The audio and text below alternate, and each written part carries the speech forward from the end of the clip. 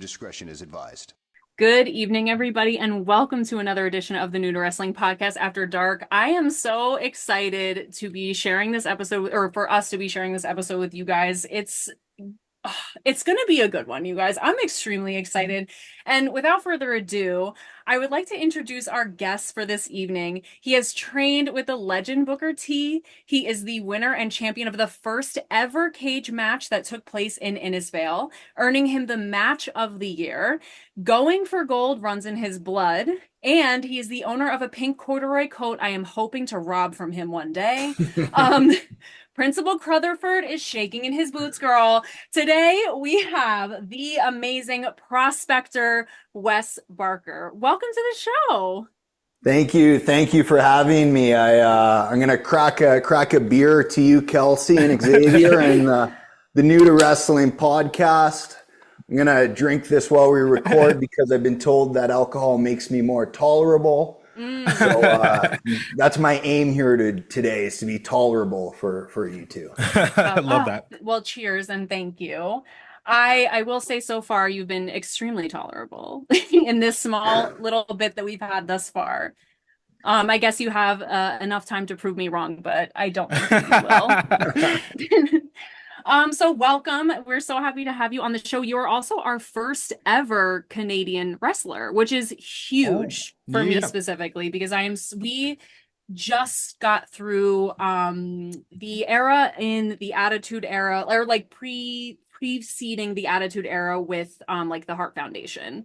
And I was devastated at the loss of Bret Hart and all of those incredible Canadian wrestlers. So it is so nice to be able to speak to you and like get into your lore and everything about you. And we just could not be happier to have you here. Great. Well, yeah, thank you very much. I'm super excited to be here. So I will start off by asking you, like, I think this is really crazy. You had your gimmick from day one, the Prospector from day one. When you went to train as a wrestler, you knew exactly who you wanted to be and who you wanted to become. Yeah. It was never it was never a question of who I would be inside the ring. When I went to training school, my trainer Chris Knight, he asked all the trainees. He said, you got to start thinking, who you are in the ring. And I was like, I already know, Chris. I'm the Prospector. And I think what that comes down to is that in the world of wrestling, who you are in the ring needs to be the best version of yourself. A lot of times, wrestlers will say, the character I play in the ring is an extension of me. It might be, my personality dialed up to 10, right? I think the best way to describe it though is you want who you are in the ring to be the best version of yourself. So the Prospector is the best version of Wes Barker. I will say, I think that kind of sorry, were you going to say? No, go ahead, please. You had said something in an interview previously about how what you loved about wrestling was the philosophy of wrestling is like life is complicated, but wrestling is not. Like when you have an issue, you can just go in there and like shake somebody around. Like the heel, you can just get in there if you have a problem with somebody and like slap them around. And I feel like, do you feel like that exemplifies like that kind of, I don't want to say like cut and dry, but that simple philosophy is kind of lends itself to like the Prospector being the best version of you? Yeah, absolutely. And it is cut and dry. It is that simple. So if you want to talk storytelling for a moment, every story ever told has three parts. And what are they? I think we all know: a beginning, a middle, and an end, right? Except that in of itself is not true. A story only has two parts, and that's a conflict and a resolution. And you can even you can even boil that down to like the most simple joke of all time. A guy walks into a bar, he says, "Ouch," right? Conflict, right? He's walked into a bar, resolution, it hurt him. He said, "Ouch," right? And that's what professional wrestling is. what it is that whatever the conflict may be, and you've been watching a lot of wrestling. I'm sure you've seen a lot of storylines and a lot of angles. Whatever the conflict may be, the resolution is never going to change. So Mm. you've already taken the most simple, basic story structure, which is conflict resolution, and professional wrestling has somehow managed to cut that in half and go, the resolution is always going to be the same too. It's going to be, Mm. you're going to wrestle. So really now what we're dealing with is only conflict, right? So every story ever Mm. told is beginning, middle, end. No, it's not. It's conflict resolution. And professional wrestling goes, we're even going to take out resolution because that's going to be the same every time. It's going to be fixed in that it's always just going to be a wrestling match. And now we're only dealing with a conflict. Hmm. Wow. Interesting. I'm curious as to like how, so even like going into like day one of having the prospector like in your mind, how has that evolved? Because I'm sure as you learn, you're obviously going to have to tweak some things. Like, how do you feel that's changed from day one to where you're at now, having the experiences you've had? Well, day one, as in the day I was born, because my great grandfather was William Billy Barker, who struck gold.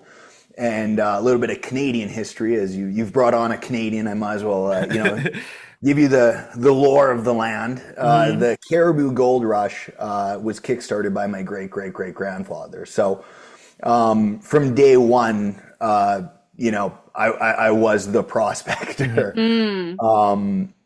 Yeah, and then bringing it into the ring. Well, that's just it's interesting because one of the things that you learn when you train in wrestling and train as much as I have is a million moves, right? It's like you learn everything under the sun. You learn how to flip, you learn how to jump, you learn how to dance, you learn how to do all these things. But what it really comes down to at the end of the day for the prospector is I got to get in the ring and I got to beat this guy up. And it's that simple, right? I can do a flip, but I can also just punch you in the face. And usually that's the way to go about it. Right. Mm. Very Love nice. Go ahead, that. Kelsey. I was gonna say, because you've said in previous interviews a lot that you're like a vagabond type of guy. Like you are like a classic, like vagabond carny type of wrestler, like classic 80s, like meat and potatoes type of wrestler. And you also have said that wrestling is the medium of wrestling is very expansive. Do you find that being like a meat and potatoes type of wrestler, like doing those like classic kind of wrestling moves, like your finisher is like a big boot, which actually is the big foot, which has to do with your great grandfather.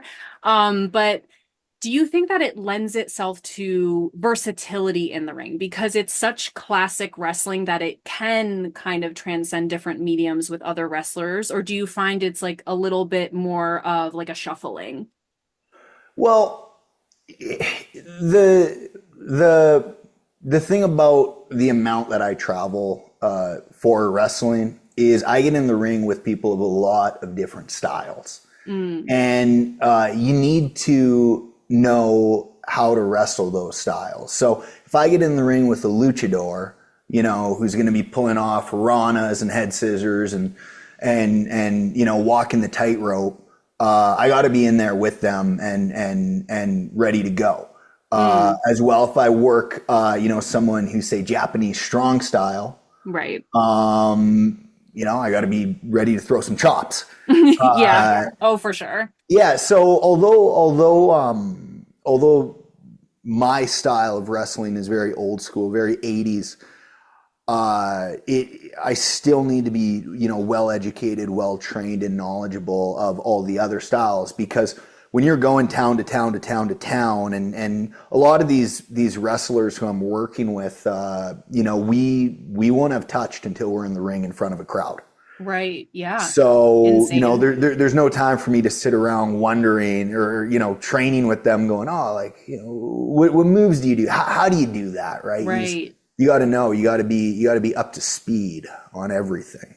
Yeah. And do you think that, and I love that. I think that's incredible. And I think it's a testament to your versatility and your adaptability because I say all the time, and now I'm like kind of tangenting a bit, but I I think that I say all the time that to me the most insane part of wrestling is that people do not know. Like the average person who does not watch wrestling does not know is that most of it is improv. Like most of it is improvisational just in the ring like they just like two wrestlers just figure it out. Sometimes they do not meet until they are in the ring. And to Mhm. me that is the craziest part and that is like when I tell people who don't watch wrestling they're like, "What?" I'm like, no, I'm telling you, they didn't rehearse anything. Like they literally just got in there and they have to be so adaptable and versatile. And I just think that is so incredible. So just kudos to you.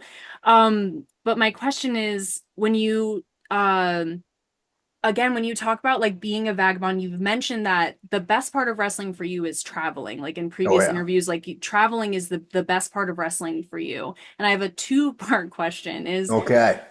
Give one, me I part one first. okay. No, wait, give me I part two first. No, okay. I one, I just always think that is, or I guess it's like one question kind of like marinated into one bigger question, but I am always think that traveling would be the hardest part of wrestling to be like constantly on yeah. the road. You're always meeting new people. You're always like in new places. Like you don't always know where you're going or where you're going to stay or what's happening. But you have also said that like you were kind of born a vagabond. And so does wrestling lend itself to that like personality trait of you, or do you feel like wrestling brought that out in you, or do you feel like it was kind of a cohesion of both? It's it the thing about professional wrestling is you find out a lot about yourself real quick in this business. Mm. Something that people don't talk about is wrestling training schools. The dropout rate of a wrestling training school is through the roof. Mm. Uh, like I know there's this thing right now where like no one can really like fail high school. Well, like everyone fails wrestling school in that they stop showing up. Mm. And the thing about that is that it's a pain tolerance, and pain Mm. comes both like emotionally and physically. So when you're in training school and you learn like, okay, when you hit the ropes, your back's bruised, right? The Mm-hmm. first time you take a bump on the mat, like you've been told it's like a trampoline for some reason. It's not like a trampoline. I'm yet Which to is wrestle on a ring. crazy. I'm yet to wrestle in a ring that's like a trampoline. Okay. uh, so you're winded, right? And the amount of people who drop out of wrestling school because they show up and, they may have been a wrestling fan, and or maybe they're like an ex, athlete from some other kind of sport, but they don't love wrestling, but they were told, you should go try it because you were good at football or basketball or what Mm. have you, and then they get in the ring, but like if you don't love something and then suddenly, you're winded, you're bruised, you're broken, right? You're going to quit. And a lot of people do. Like the people on indie wrestling shows, like those are like that many people compared to the people who actually show up to train.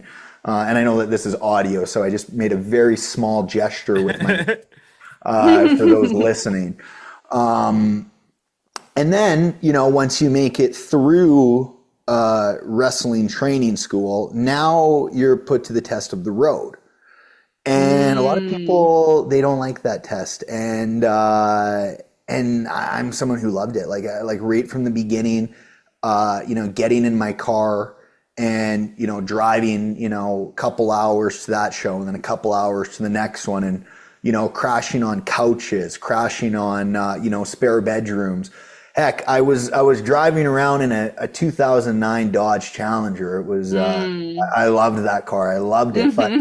But my travel schedule was so challenging that I actually had to sell the car and get an SUV because an SUV, you can pop the seats down and put in a mattress and sleep. Wow. So, I've been Oh caught in my God. situations, where I've had to sleep in my car numerous times, right? Wow. Sometimes by choice, right? And that's a love of the game, right? Yeah. So yeah, when I talk about being a vagabond, what that means is going where the wind takes me and really enjoying the experience. And if you love professional wrestling, then you're gonna love being on the road, meeting new wrestlers, working in new venues. Nothing gets me more excited than showing up to a town I haven't wrestled before, Wow. because why would I have seen it otherwise? You know, and Yeah. yeah, so I'd say that professional wrestling is inherently going to teach you a lot about yourself, both physically and mentally. And it's not for the faint of heart. It really is not. Yeah. Wow. I did want to segue kind of back to your training in that when you were about like 6 months in, you had asked to like start wrestling and you were Yeah. told no. And then you had said that something in that like getting that answer like switched. So I was kind of curious as to what did those 2 months like look like as far as like what you were getting like because obviously, you get told no for a reason, so you have to go back to the drawing board and be like, okay, what's next? And obviously, you didn't take no for an answer. So like, what did those 2 months like look like for you, and how did they test you in a way that was different than the previous like six? Yeah, I turned into a real mean son of a bitch in that 2 months. So that I had trained 5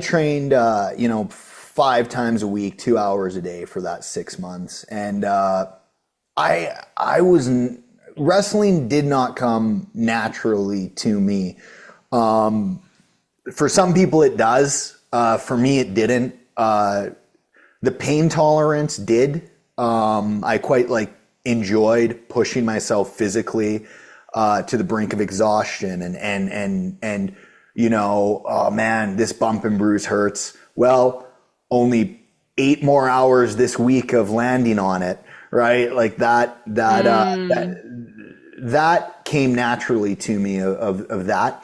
But the actual moves and the fluidity in the ring and the footwork, none of that did. That is I've had to work incredible amounts to be able to become the in-ring performer that I am, because almost none of it came naturally. Maybe some of the mic skills, but none of the in-ring. And yeah, so what happened was it was a 3-month training program with Chris Knight in Calgary, and Chris Knight is the best wrestling trainer in Canada, and I was very fortunate to train under him. So it's a 3-month program, and at the end of the 3 months, Nighter in his Australian accent was like, "Mate, you're not very good at this, mate." And Oh I was my like, "No, God. no, you're not wrong, Chris, about that." But he's like, "But I'll give you this, you're still here." And I was like, Mm. "Oh, okay." So he's like, "Come back for another three." So then I did another 3 months, and now I'm like, okay, like 6 months in, like let's do this. And Chris, nope, still not ready. You're still not good. So that last 2 months was really, definitionally nose to the grindstone. Like Mm.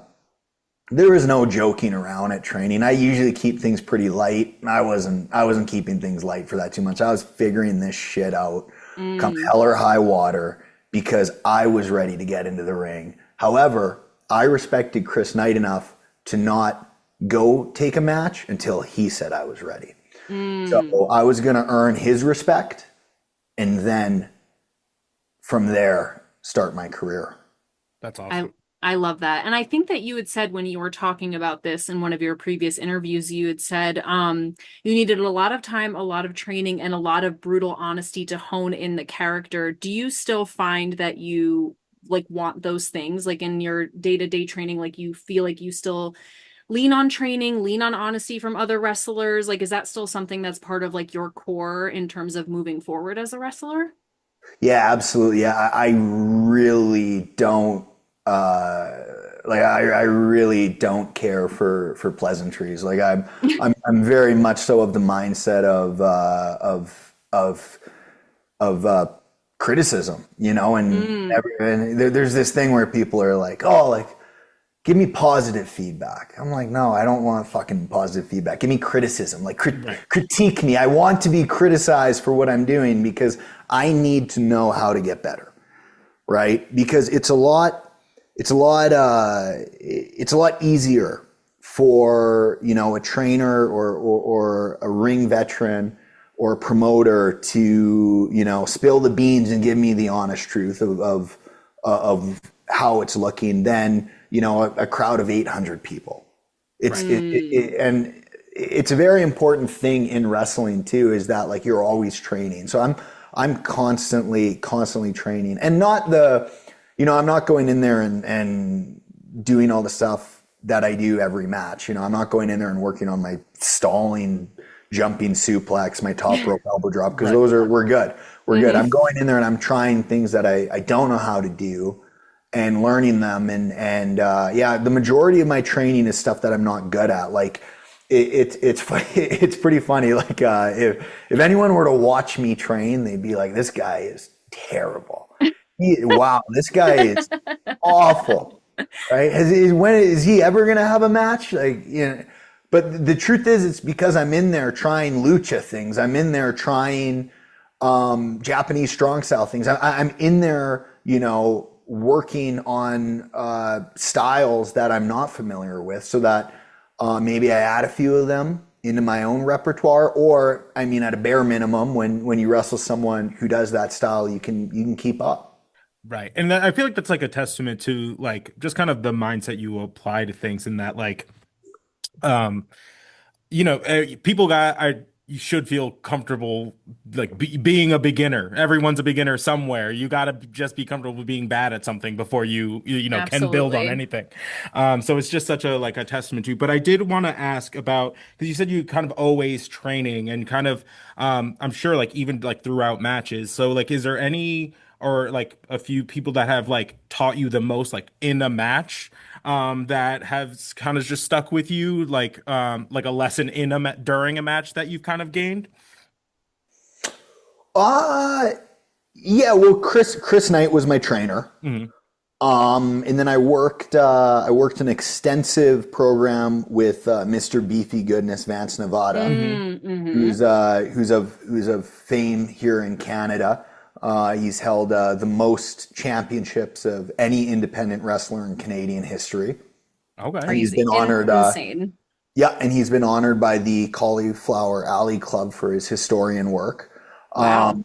So working program with Vance, I learned a ton. I learned a ton about the business, and and then as well, just looking at, Todd Quality right now is probably the top heel in British Columbia. And I worked a program with him at Canadian Apex Wrestling. And there's something real interesting about a guy who comes out in a velvet tracksuit and doing as much offensive imagery as possible. Hmm. Like, you Mm. get in the ring with that guy, and it's just electricity. So Todd Quality, I'll give him credit. There's not a dull moment in the Wow. crowd, but even in the ring, like, there's not a dull moment. I don't know what the hell is going on in there when I'm working with old Todd Quality, but hell, that velvet sweatsuit's usually pretty dang sweaty by the end. He's wringing it out in the dressing Oh room. my Water God. falling Brutal. out. I was gonna say the Right. velvet sweatsuit would fit in right where we live, girl. Like that is at what everybody is. That Yeah. was what we went to high school with. So he's welcome here anytime. I'll Um, let him know. I'll let oh him know yeah, that let him there's, know. yeah. I was gonna say, not so much as a question, but I love that you had brought this up. I think in the interview with the Canadian Goose legend. But you had mentioned that how much like you love just like a crowd of 15 people at a wrestling show because they are there to see wrestling as opposed to like hockey where like which is just the most important sport probably in my opinion probably in history but especially for Canada but I love that you mentioned that, especially because recently, since we've been going to more independent shows, like the thing I noticed the most, especially being new to wrestling, is like how much love the fan base has for wrestling, especially in the independents, like the quality of their care for like the wrestlers that they see, even if they've never seen them before, like how invested they are Hmm. in watching the independents. Like I really love that you brought that up, where it's like it doesn't even really matter the crowd size because you know that everyone there is so invested in what's happening. Do you still feel that way? Like that the people who are there, like 2,000 people versus 15 people, like do you still feel that way? Oh, absolutely. Yeah. And you have to feel that way if you're wrestling and on the road as much as I am, because Yeah, otherwise you're going to certainly. be thoroughly disappointed uh, way too often. Mm. And are we going to talk about the Joe Oh Bodacious yeah, yeah, Oh, yeah. we episode? definitely can. Yeah. Yes. Okay. So I'll actually answer that. I'll just bring up a part of that YouTube show right now is that match between Joe Bodacious and I was actually planned to be at this outdoor venue in downtown Calgary, where the last time we did it we drew like 350 400 people, and it was real Wow. exciting, and it got canceled. Oof. And Joe and I had to wrestle in that Legion where the crowd was like 40. Right. Yeah. So yeah, we actually the match was planned to be at a much bigger spectacle, and it was funny because I told Joe backstage. I said, "Well, Joe, this episode just got a lot more real." Yeah. Oh, so Because authentic. Like yeah, real authentic independent yeah, wrestling. like we could have looked like real rock stars for this YouTube show of yours, and we could have had the big crowd and the lights and the outdoor venue in the downtown Calgary, but get ready to get ready to wrestle in this Legion, Joe. Really taste the flavor of this Yeah, Legion. don't climb to the top rope because you will hit your head. You will go through the drop ceiling. You can I shake everyone in this crowd's hand if you want, Joe.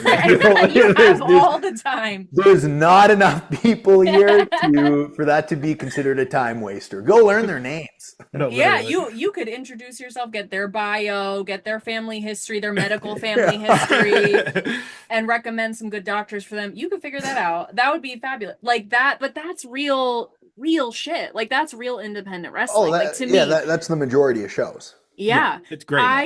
I loved that, and I'm curious how that even came about because and this I think kind of lends itself a little bit also into your presence on social media, which I really feel like there's such an incredible, and I mean this so respectfully, like a levity to the way that you do things. Like I just find like you're just like perusing through certain posts and like this specifically too with the YouTube show like with it's Joe Bodacious, right? Yeah, I yeah. always get stuck on bodacious because I just think what a fantastic word.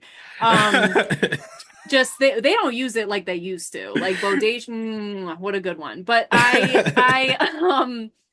I think there's such like a humor and a levity, and I think you kind of had mentioned that you the mic skills you could have just had inherently, like very naturally, and I could 100% see that because it's very funny, it's very like tongue in cheek, it's witty.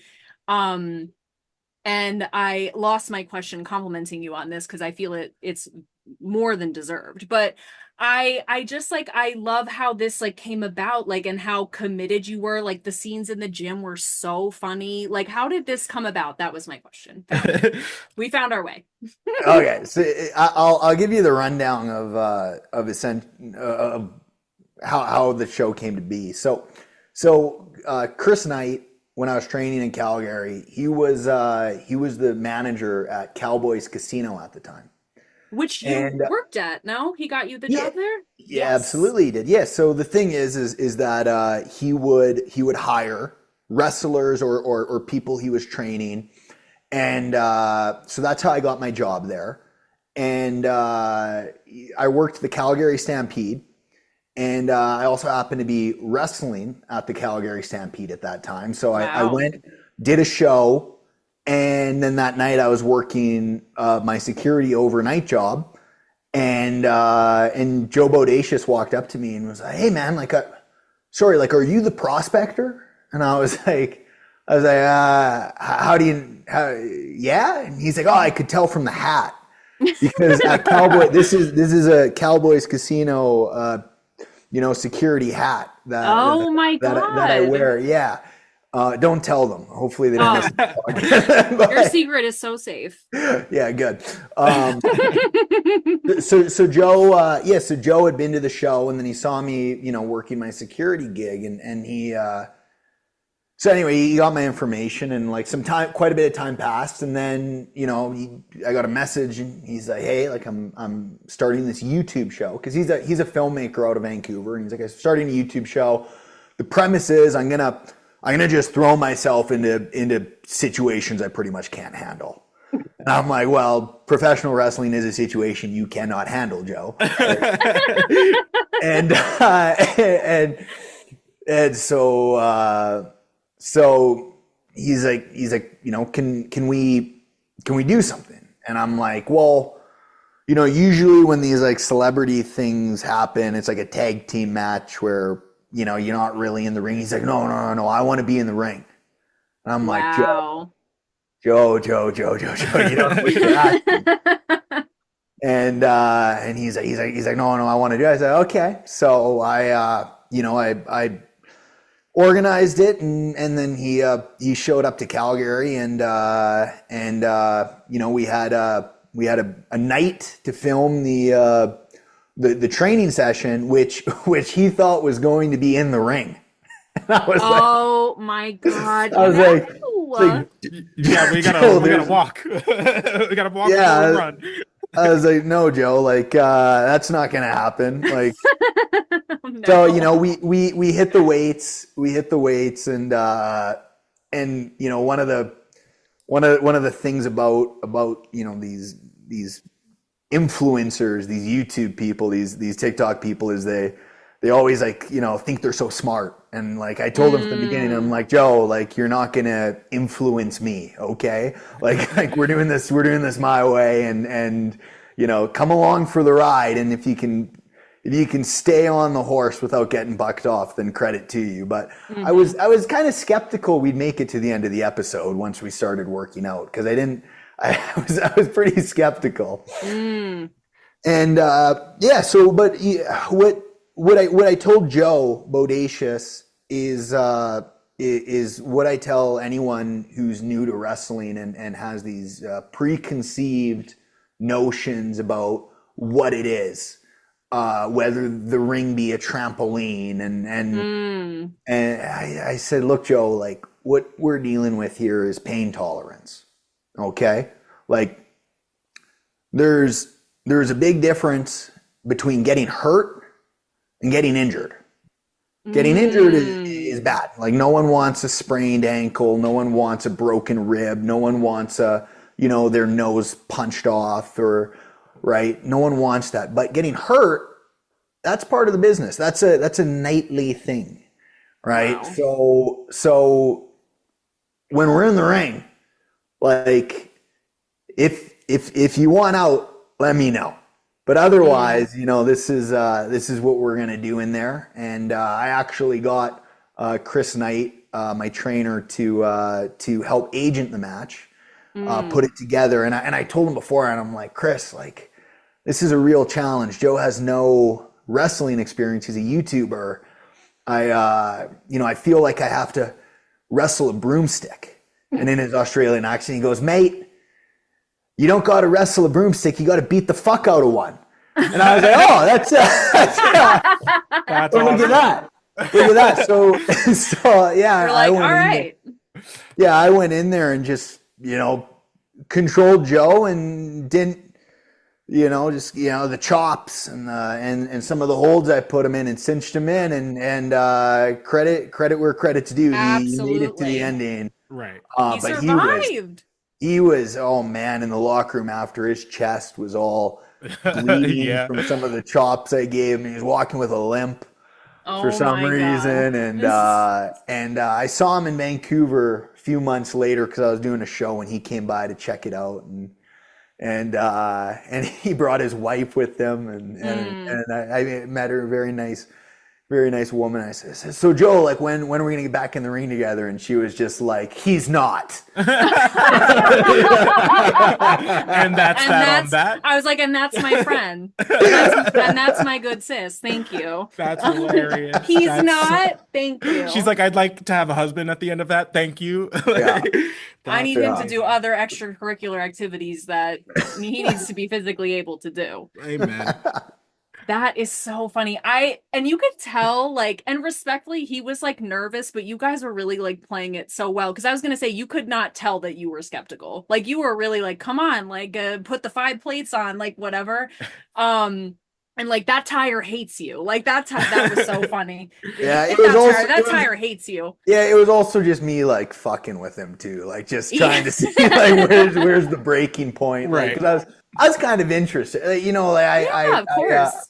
I put a lot of blood, sweat, and baby oil into this business, right? So for if someone wants to come through with a YouTube channel and want to participate, I'm gonna put them through the ringer. Right. And credit where credit's due. Joe Bodacious is one hell of a tough guy. I'll give him that. Cheers to Joe Bodacious. Yeah. Cheers to Joe Bodacious. Good for you, sir. You done what I could never do, girl. I would never even pretend. So well done. Yeah, I love that. And I need to know whose idea it was, just because we're talking about like doing certain things for YouTube or whatever. Whose idea was it to do the move for move replay of Nacho Libre? I simply must know. Oh, yeah, that's a pretty incredible little video. Oh my God. It's so good. It's so funny. I saw it and I texted him and I was like, immediately, she's like, I'm going to ask him about this. I this. must know how this came to be, because this is so amazing. Yeah, no, that's one of my favorite people in the business. That's Ciclone Ramirez Jr., who's, you know, famous in Mexico. And I got a real lucky hand one tour where they're like, you're working Ciclone 3 nights in a row and you're driving with him. So awesome. Ciclone parlay no inglese. So there's no English. So those long car rides, we pretty much very quickly though found our rhythm, even though like we didn't speak. I don't speak Spanish. He doesn't, you know, speak English. But we found our rhythm pretty quick.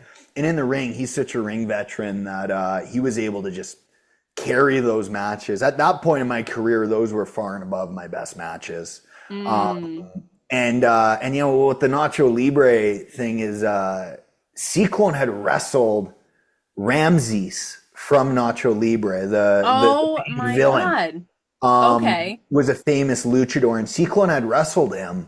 Wow. And like we just, you know, me being an idiot, Nacho Libre is one of my favorite movies. So I was like, hey man, like let's talk about it, you know, because you're a luchador. And he was like, yeah, I wrestled Ramses. And so there you have it. We did Nacho Libre's comeback, and incredible monkey flip and everything. The only thing that's wrong with it is in Nacho Libre, when he hits Ramses with the monkey flip, Ramses goes into the crowd. Yes. Yeah, and Ciclone's a crazy enough son of a bitch that I bet you he could have been convinced to do it. But I was like too beginner at that level. I was like, you know what? We'll just do it into the middle of the ring. Because I know for a fact when they filmed that movie, they had strings when he flew out.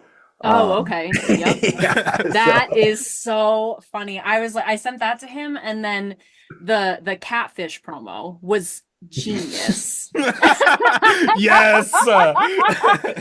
Yes, that was genius. So funny. Thank you. Scorpius doesn't think so, but of course not. Of course not. Yeah, no, I'm a big catfish guy. I love the TV show. It's real quality entertainment. I agree. And I was watching one night, and there was a guy named Scorpio on it.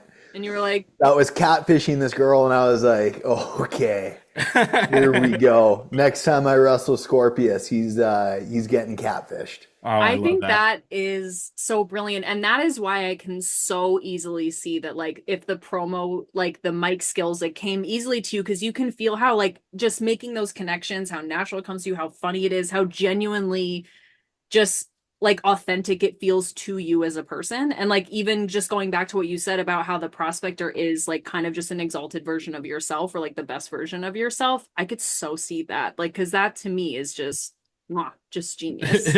Yeah, and with that catfish video, I don't usually like blatantly put myself over or brag too often. That's Mm-hmm. not really my style. However, there's a moment in that promo where I phone Neve and he's Mm-hmm. on my TV and he answers the phone call and then we have an extended conversation. Hmm. And yeah, that's probably going to be my best contribution to the wrestling business. I That would is. I would say That is that moment. one of the best contributions to the internet as I know it, and it's in my small squared circle of the internet. I would say that's probably one of the best contributions in my book. So kudos to you, sir. Thank you. Um, oh, I feel like I had another question, but now I just flew out of my brain. What about you, Xavier? Oh, I wanted to ask, kind of about the full circleness of Booker T and Oh kind yeah. of, so one, Mm, like, where did you come across Booker T? Like when you were a kid? Like what were the kind of like, and what about him that really like resonated with you? So much so that all the way like flash forward to your like, you're already like an active wrestler. You're like, I want to go train with him. I need to go have that experience. So like, I guess just kind of full circle that for us. Yeah, well, Booker T got me into wrestling. Like when I was 8 years old, and I saw it on the TV for the first time. It was Booker, and I was taking VHS tapes and recording episodes of SmackDown, but only the Booker matches. Mm. So I'd just have mm, like a VHS classic. tape with Booker T, and I see your action figures Oh behind yeah. you there, right? Like I used to have my own little action figure promotion, and Booker T went over all the time. Like I swear to God, he never lost a match. Love In Well, that. yeah, I booked him real good. I'm sure he appreciated that. Yeah, so it was always like a dream of like I'd met him when I was 9. My parents took me to a wrestling show and we bumped into him at the hotel. And like Oh my God. it's a core memory because afterwards my brother was like, "What did you say to him?" And I said, "Nothing." Because I was so starstruck that I Oh was just my like God. Right. standing there like, "Oh my gosh, like that's you're real," is kind of what I remember thinking, because when you're Yeah. 9 years old and you only see someone on TV, right? Like that's not even a They, human. That's a fictional right. character. And then you meet Booker in real life, and like, oh man. And so I went to Reality Wrestling to get my advanced training. I had already been working in the business for about a year, and I went there because Reality Wrestling trains people for TV, right? So Mm. it's an advanced program that they got there, and yeah, like it was so neat. Like I went there, and Booker T is just, when someone walks into a room and you're just like, that's somebody. Hmm. Mm. He's he's Yes. he's he's far and above the coolest person I've ever met in person. Just like radiates cool. Wow. Yeah, Mm. and there was a moment because Booker in Reality Wrestling, they also run a TV Hmm. show, and after I'd been there every single day grinding it in the gym and in the ring, I got a chance to wrestle on their show. They put me in a tag team match with Marty Clay, who had flown in from Kentucky for the weekend. So Yes. they put us together, and there was a moment where Marty and I are standing in the entrance, waiting for my music to play, and like they started singing the American national anthem, Mm. and it just like like I was like under the, in the darkness behind the curtain, and it just like dawned on me, like, am I about to wrestle on Booker T's promotion? Like, Right. Damn. this is a scene out of a movie. Like, if I never wrestle again after today, like, fuck, I probably made it like as far as as I would be content with. Because you got to understand, like, as a kid, that's my childhood hero. Right. Right. I am one of the crazy. rare. I'm one of the rare people who literally got to live their childhood dream. Mm. Right. Like, Booker T is my hero. I'm a wrestler on his show. Right. Like, it doesn't get more fantastical than that. It's insane. Yeah. I am very curious as to like what did you find the difference was like training for like TV as opposed to like just you know what I mean? Like because I'm sure it's a very different experience. And we had Oh, interviewed Jarrett Diaz, who did it kind of in reverse in that he went to school and ended up working like the production side at like Full Sail University. Like, so he learned the TV side of wrestling first and then went to wrestling school. So I imagine this is kind of like the flip of that. So like, how did that, like, what are the differences for you? Like, what was it an easy transition or did it take some work? it was not an easy transition. It was tough because the thing about indie wrestling is it comes down to match time is what it is, because in the television world, screen time is money, right? Mm. So my matches, because I've worked for Booker 3 times now, my match lengths are 6 minutes, 4:45, and 4:30. Okay. Meanwhile, my like indie show match lengths, like fucking 27 minutes, Right. Yeah. 17. Like, Mhm. on a night when I'm not really into it, I'm going out for like 12, right? Like, Insane. it's Yeah, like, yeah, yeah. and on top of that too is the way that I work is very improvisational. I'm going out there, I'm feeling it, I'm listening to the crowd, I'm feeling this person I'm working with. But on TV, because you're so restricted for time, every little thing is like planned out, where it's like, hey, like, I'll throw a punch, you block it. I'm like, what? We have to talk about that in the back? I'm not going to remember that shit. And they're like, you have to. You have to. And I'm Oh like, my okay, I'll God. remember it. Maybe. I don't know. We'll see out there. Right. But like, cause I'm like, it's funny on let's say a 6-minute television match, right?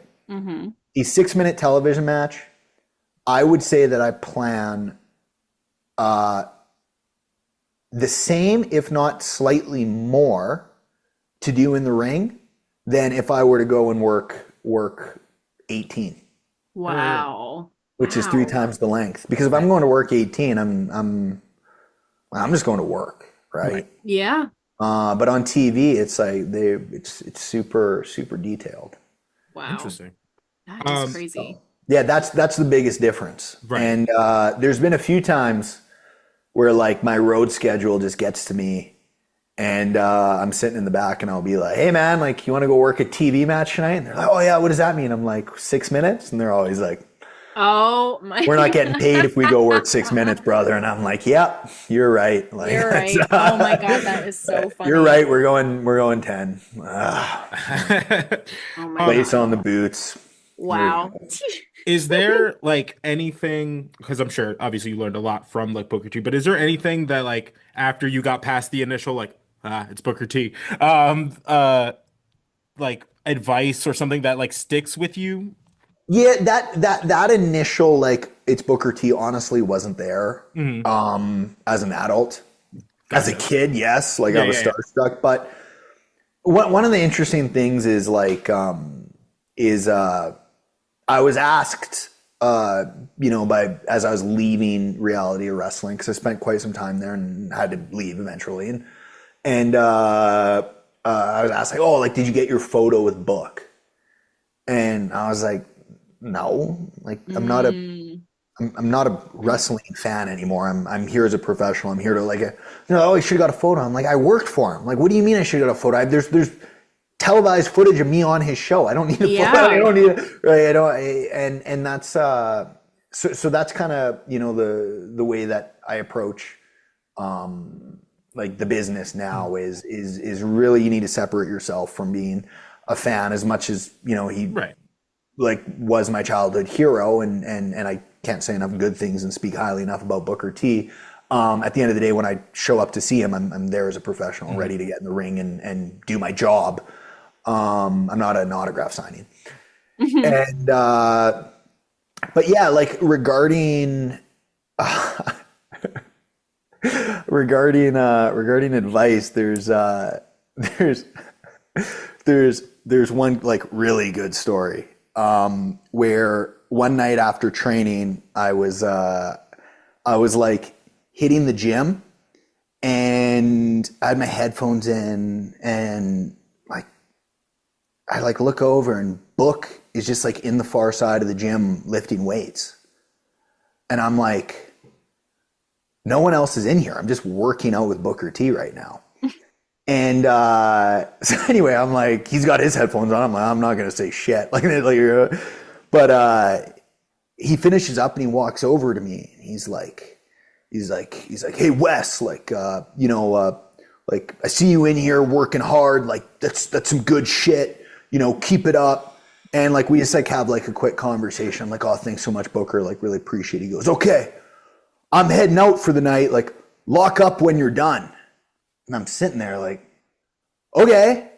Like, and then he leaves. And I realize like, I don't know how to lock up reality. Like, what do you mean? Like, I just ended up there with Booker, and now I'm sitting. So I phoned Kevin Bernhardt, who's the Booker's business partner, and I'm like, Kev, like, how do you lock up?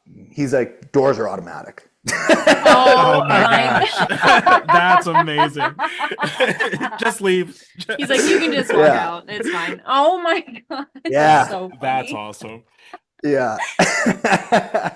And speaking of you working out with your headphones on, can you confirm or deny that you listen to sad, slow music when you work out because it puts you in some sort of a place? Yeah, I might be the only person at Reality or Wrestling, and there's several workers there who can confirm this, whose phone has been banned from the Bluetooth speaker because Wow. yeah, they don't like Zach Bryan, Mm. I love Zach Bryan. I over don't the know speaker what. during workouts and and whatever other yeah, I don't know. It's what I just think it makes me feel epic.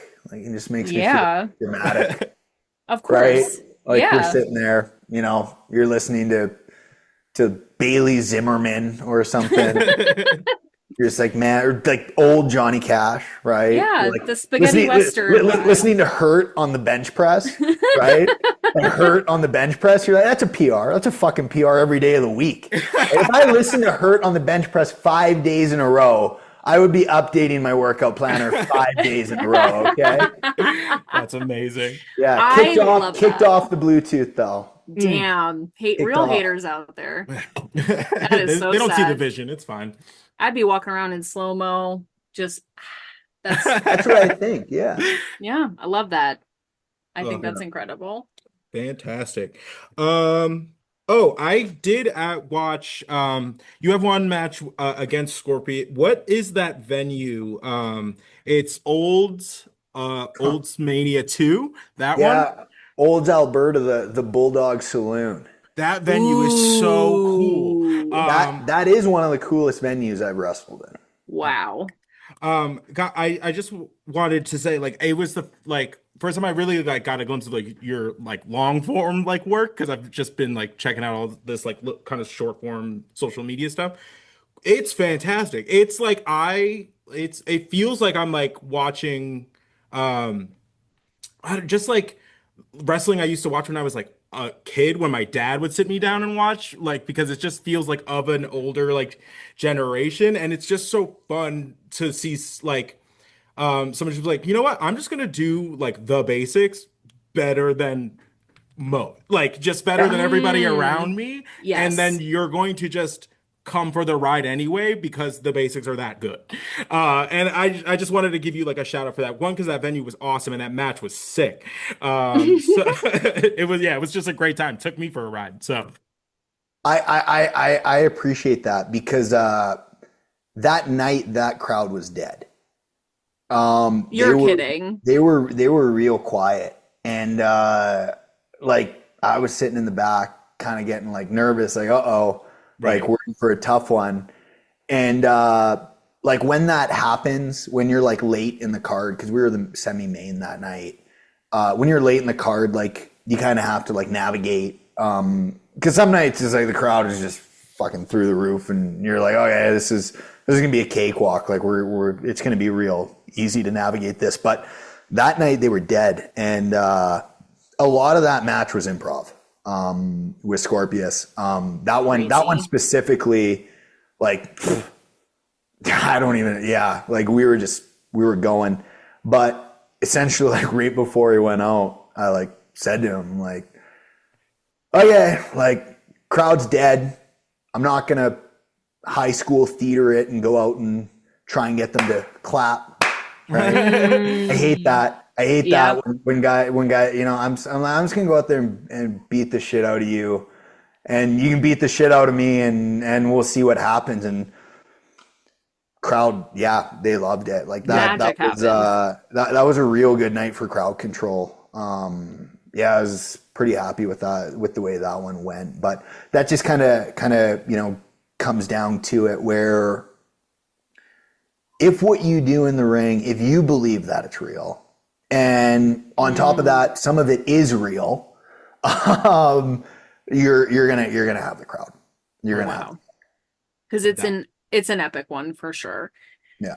I do want to ask just about because we were kind of talking about it before we got started, but like we talk about this a lot with independent wrestlers because the game has changed so much with the addition of social media to do promos to get your name out there, and it can be like so beneficial to a lot of people to be able to connect like with audiences they would have never been able to connect with, but there is also that caveat of is like it feels like it's a whole other job on top of one of, to me, the craziest jobs that there is. right. And how do you feel like as a wrestler who like really just wants to get in there and like do the gig? Because you were even saying that sometimes you don't even think about like merch or like trying to handle that because you just want to get in the ring and have a good match. Like that's what you're focused on. Like, does social media feel like this whole other job? Like you're like, I didn't even like plan on this, like signing up for this, or like, do you like the way that you can use it? Is it kind of a mixture of both? Not to lead the witness, but just curious. It's social media is an interesting thing. I hate it. Like I think Mm, it's the worst invention socially for people of all time. There's a line in the Joe Bodacious YouTube episode where I go, Joe, you're an influencer. You think you're going to influence me, mm-hmm. right? And honestly, that's right from the heart. Like I don't care like about likes or subscribes or any of that stuff. Um, and I've been called a lot by different promoters and workers. Like they're like, you're kind of a territory wrestler, and what they mean by that Mm, is they mean I'm like old school, like '80s territory guy who just gets in his car and drives town to town and wrestles and crushes a beer after the show and right. But yeah, it's with social media, and I guess the content that I hate even saying the word fucking content, like the I content I know. put out, like I'm content creator. Shut up, like right. But the videos I post are very like I try to make them look like the wrestling promos that I like watching. Right. Mm, So I'm not so focused on like getting views or likes. Like Hmm. I've seen, some of my friends, they post like a 5 second clip that gets like 2 million views, and then they're like, "Man, this is the best clip ever." And I'm like, "No, it's not. Like it's a clip from mm, training. Like you did that at training. Like it's not even from a yeah. show, right? But you know, with the stuff that I post, I think like, okay, what does TV look like? What is wrestling TV? So the Scorpius promo, where I'm, you know, essentially finding out that he's on the TV show Catfish. Right. Or some of my other promos where, you know, they're cut to like a Loverboy song. Yep. Or Sherry Sherry Lady, or right, like these kind of like mini music videos. I'm more so thinking about television video packages than I am like likes and followers and a like I've said this on shows, I'll say it again. Like my Instagram is at Prospector Wrestling. I don't care if you follow me. Like it literally, like I want you to come to a show, I want you to see me wrestle, but like in the world of this social media shit, like I don't care. Like come say hi to me at the show and that's much better to me than this online bullshit. Well, I always feel like the like it's always a better bet to just make something you like and put it out there than Oh just be yeah. like the goal is to get you know, a share or get this person to see it or whatever. Where it's like if you're just making something you like, then it's just like, okay, well now I'm just genuinely sharing this as I would the, you know, people in your real life. Where it just makes more Yeah. sense. And I feel like that feels more genuine to you, you know? So That's I feel like yes. if all of a sudden you were to just like turn it on and like be like, "Bah, bah, bah, bah, bah, bah, bah," it'd be like, where'd that come from? You know? Yeah. So it's really, you know, just all like back to like what you said in the beginning, just kind of being the most authentic self and just kind of putting it out there and being like, all right, guys, this is it. Do you like it? Like, do you want to come to the Yeah. show? Like, so That's what I was going to say. It feels so authentic to you. And I know we have just met, but it feels, I think that's why it's so good is because you can feel that you actually like it. Like, it's like, I would watch this. I think this is interesting. It doesn't feel like a grab content. or a Yeah. gimme or content. Yeah. I also hate the word content. It is such a weird line you have to cross, but I really do feel like, and I felt this way like listening to your other interviews, like watching like some of your matches and your clips and stuff. I was like, this just feels like for like lack of a better term, like the like wrestling man's wrestler. Like you just feel like the wrestling man's wrestler. Like you just like you're in it for the love of the game. And Mhm. I love that. And I really feel like it comes through in the way that you talk about wrestling, in the way that you actually wrestle, in the matches you have, in the value you place in certain aspects of wrestling, especially like traveling, meeting people, like working with other wrestlers, like just I don't know. It's very reflective of who you are as a person, and it really comes through in such an incredible way, I feel. Yeah, I really appreciate you saying that. What happens in the squared circle, that's professional wrestling. Mm. Yeah. Anything else is noise, Mm. right? Like merchandise, social media, uh, what have you. All of that is just like extra bullshit that doesn't matter to me. Mm. Like, you know, like I'm not looking to, you know, make $1 million in t-shirt sales. Otherwise I would have gone to fashion school. Okay. Like I'm looking to beat the hell out of Todd Quality and Mhm. right, get Scorpius in the figure four leg lock and take one of Ants Nevada's million wrestling championships off of him. Right. That's what I'm here to do. Right. Yeah. That's what I'm here to do. And yeah, but it is yeah, that's what I'm here to do. So Yeah. I will say though, the Kermit the Frog standoff merch is incredible. That you have like that standoff like is so good. I'm a massive Muppets fan. That is That's great. not what I thought you were gonna say, and I'm so glad that is what you said.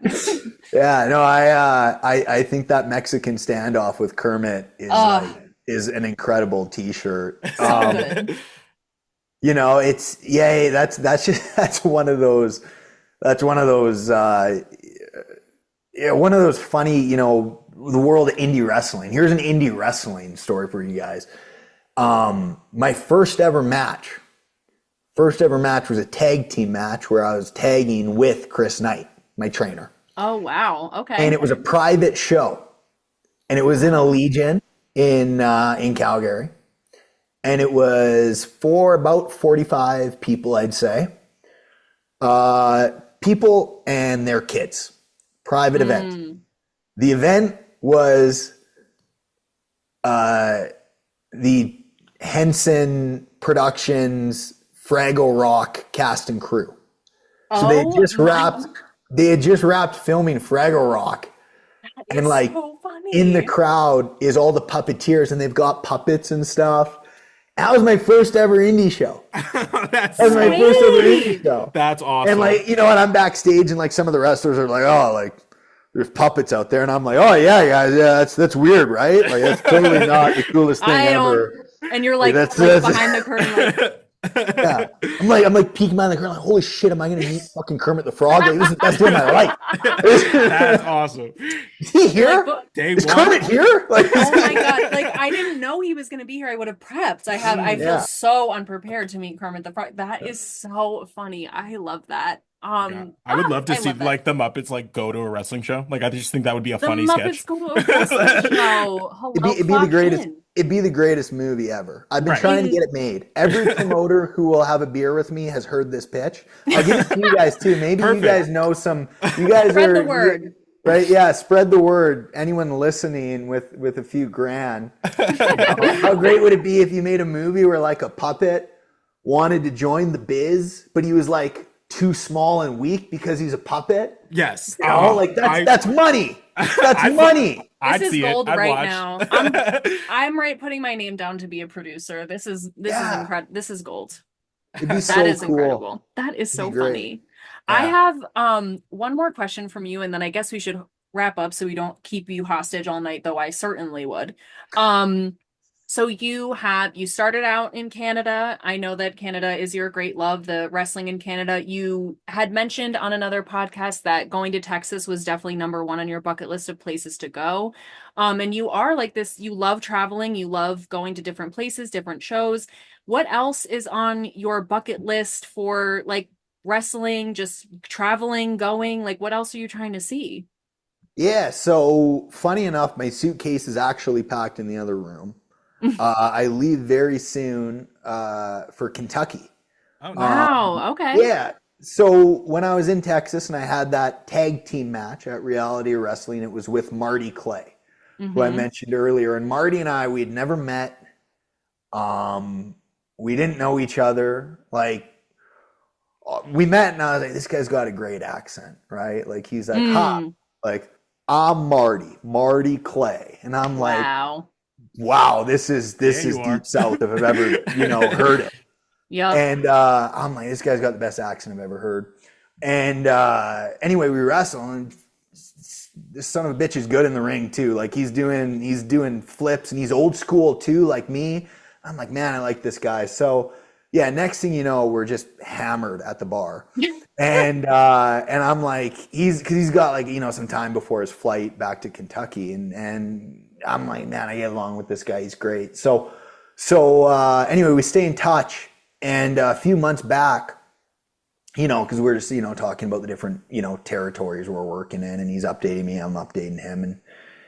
And I just out of like off the cuff, I'm like, Marty, like, what would it take for me to, wrestle in Kentucky? And he goes, a plane ticket. I swear to you, I bought a plane ticket that very day. Right. Oh, wow. Yeah. So I'm heading up there in about a week. And I'm gonna do the old fair tour with Marty. Work a lot of the Potho towns. Very cool. Okay. So That's awesome. Potho is the last name of.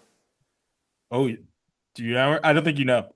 No idea. The Savages, like Randy Savage, his brother. Oh, girl. Hashtag new to wrestling. Love to learn on this show. Yeah. There you go. So the Potho family used to run that part of the Deep South. That is so cool. Yeah. So I'm going to be wrestling those towns and with Marty, and I'm real looking forward to it. So that's what's next on the old Prospectors trail.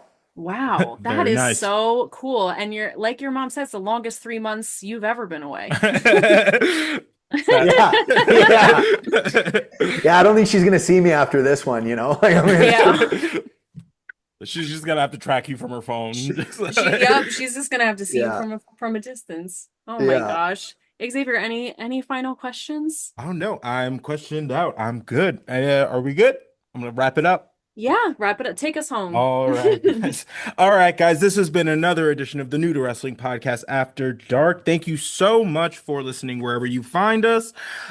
Make sure you do the whole social media thing. For Wes Barker, Kelsey, and myself, we will catch you on the next one. We'll see you there. Bye.